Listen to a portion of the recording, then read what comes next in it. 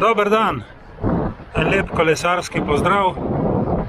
Jaz sem se odpravil v Italijo, grem na en 50-kilometrski krog do oltarja miru gor na Medejski gori.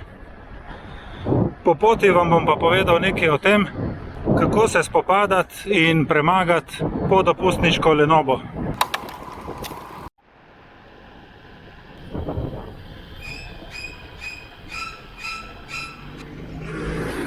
Sicer pa je dopustov konec, danes je že 3. september, zunaj je prijetnih 28 stopinj Celzija, fajn sončno vreme, praktično idealno za kolesarjenje.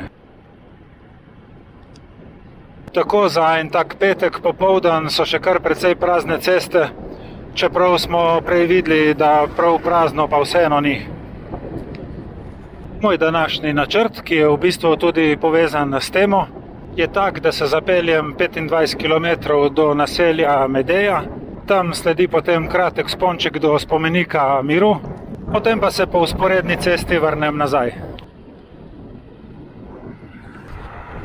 Ja, moram priznati, da odkar sem se vrnil z dopusta, se spopadam z ogromnimi napadi lenobe. Dejansko je to šele moje drugo kolesarjenje, odkar sem prišel nazaj domov. Tisti, ki me spremljate na Stravi, ste lahko videli, da sem naredil 100 na zadnji dan avgusta in sicer sem se zapeljal dol v Gradež do morja in nazaj. Tisti, ki me pa še boste spremljali na Stravi oziroma bi me radi tam poiskali in sledili, pa poglejte pod enakim vzdevkom, kot ga imam na YouTubu, Road Bike Adventures SLO. Z enakim vzdevkom pa sem kreiral tudi Instagram profil, kjer občasno objavim kakšno lepo fotko. Drugače pa imate možnost preko Instagrama mi poslati kakšno zasebno sporočilo.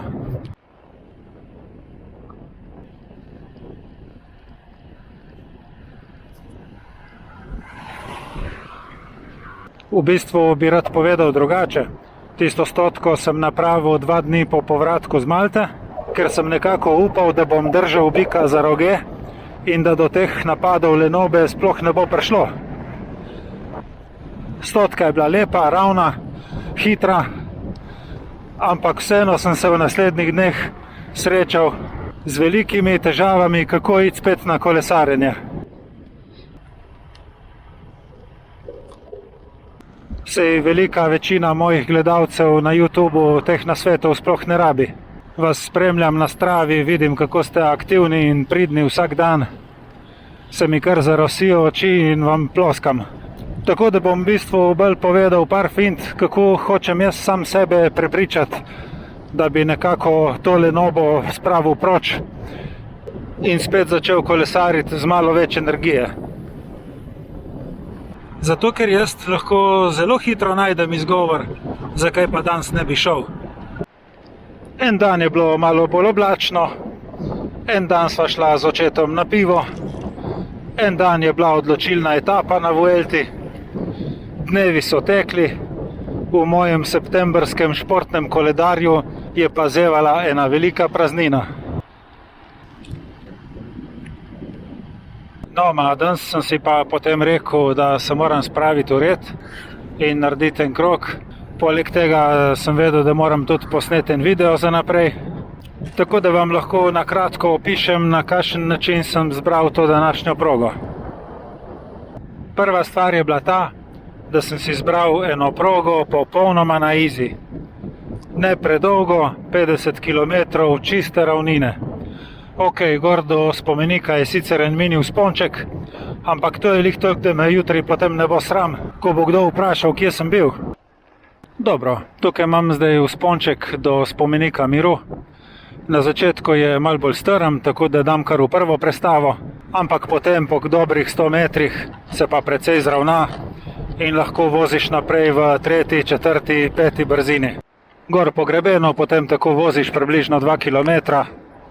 Se pravi, tudi vzpon zelo na easy. Na vrhu je spomenik miru, kot že rečeno, iz leta 1951, narejen je iz marmorja in je take pravilne pravokotne oblike. Tako da, kdor ne pozna in se pelje tukaj mimo bolj oddaleč, bi si lahko mislil, da je gor na vrh hriba kakšen stanovanjski blok. Zraven spomenika je razgledna ploščad in pa stebri z naštetimi Nobelovimi nagrajenci za mir. Sicer je pa ta hrib tukaj v bistvu en tak zadnji rogljiček krasa, ki tukaj na samem štrli popolnoma sredi ravnih pol. Podobno kot vzpon je tudi spust zelo na izi, potem pa sledi slabih 25 km ravnine nazaj proti domu. Druga stvar, tempo. Na izi. Namest 30 na uro grem lepo 27 na uro. Tako lepo lahkotno poganjam, skrbim za zmerno kadenco. Tisti, ki ne veste, kaj je kadenca, to je število vrtljajev na minuto. Kolikokrat se pedala vsako minuto obrnejo. Za trening je priporočljiva kadenca tam okrog 90. Jaz merilnika nimam, ampak zagotovo poganjam bolj počasi. Potem zahtevnost proge iz vidika infrastrukture tudi na izi. Malo prometa, široke ceste, ob strani vsaj 1 meter široka asfaltirana bankina, tako da ni kakšnih težav z manevriranjem po cesti. No, potem naprej. Zbral sem si tako progo, ki jo 100% poznam.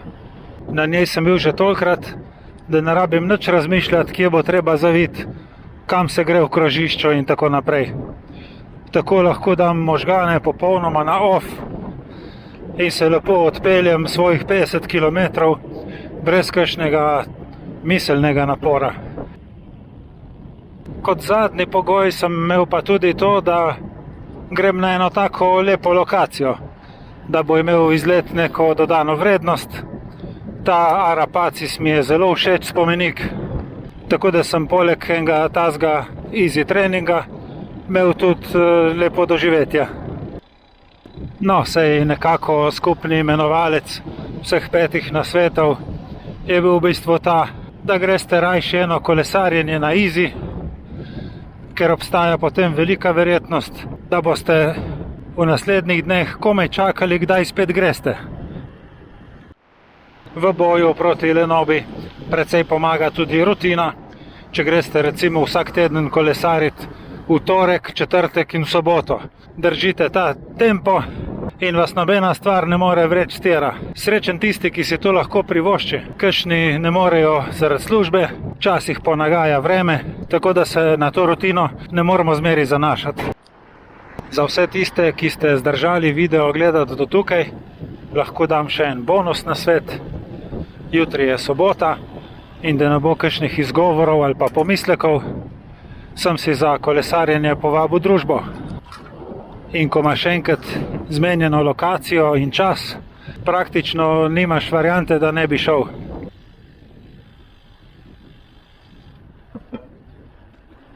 V nedeljo bo konec Vuelte, sledi še en teden lepega vremena in res bi bilo škoda, če bi zaradi lenobe kakšen dan izpustili. Smo pa te dni prebili 450 naročnikov na YouTubu, vsem se najlepše zahvaljujem in vabim tudi ostale gledalce, da se naročijo na moj kanal. Zdaj, ko bo konec poletja, boste itak imeli še malo več časa za brskanje po YouTubu.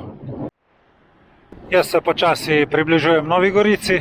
Malo sem še zavil, ker mi je ratalo tako všeč, da nisem mogel iti direkt domov, tako da bo ratalo tam okrog 55 km. Ampak to je že dober znak, da bo mogoče tista lenoba pojenjala. Če je koga slučajno zagrablo, kaj naj rečem, pejte še vi mal na kolo.